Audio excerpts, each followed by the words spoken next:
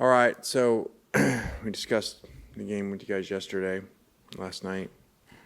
So nothing new on that. Put that to closure with the players this morning and got them onto this challenge this week. You know, this is a really, really good football team in all phases. Made special teams plays.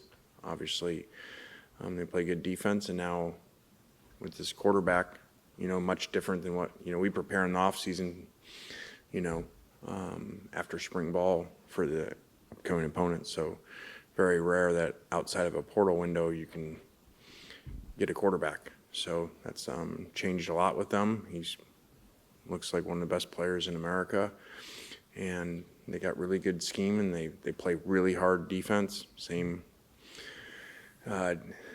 defensive structure and coaching than when we played Troy here.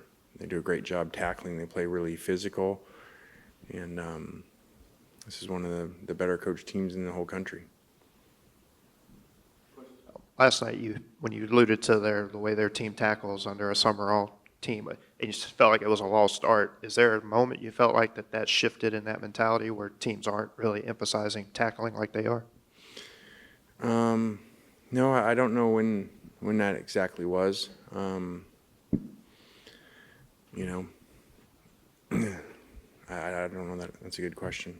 I just feel like, you know, it sticks out now when you see a team that really tackles low, that really does a good job. Their players get dirty, you know, same by getting themselves dirty by going down and tackling play after play. I guess I would say maybe in a generation now that, you know, just wants to have a big hit and stay up and worry how clean their uniforms are and, you know, how good they look. And we asked you last night about Austin, and you hadn't talked to him yet. Have you talked to him, and I guess, how's he doing?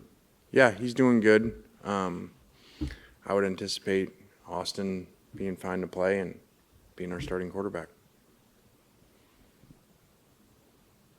Obviously asking about Trinidad, but just as your history as an SEC coach, have you taken many shots on D2 guys, and what's kind of been the success rate? I don't think we have, but I think that part of that was because you weren't in a free agency portal world before, so you didn't take near as many transfers, and they had to sit out. So, you know, that's all changed now to where it's truly like the NFL, you know, like free agency. And so, you know, we try to look at everybody, and, you know, we've taken a lot of guys, you know, from group of 5 schools, you know, over the years, and really we've had a lot of success with that, you know, so there's no reason not to go down another level just because I think those guys are really usually wired right. They don't have the 5-star syndrome. They weren't the highest recruited guys. You know, they just want to work, and they want to buy into a program and be part of a team.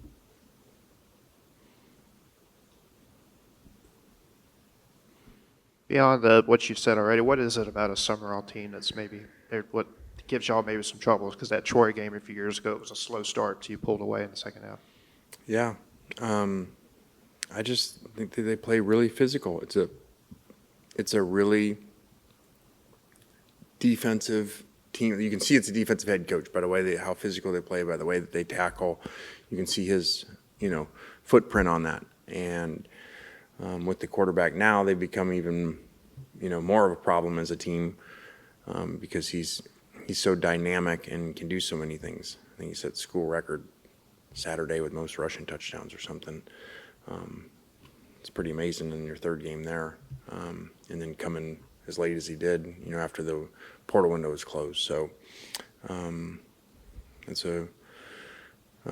they got a really good team and really challenging, and I'm sure they were watching last week's film.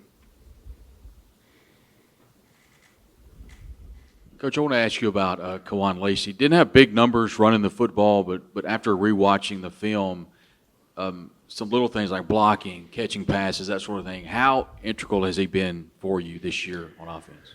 Yeah, he didn't have the big numbers last week, but I think a lot of that was schematically, defensively. You know, they had a plan, it seems to me, you know, that was if Trinidad played, you know, how they were going to play, and they were going to stop the run and make him throw.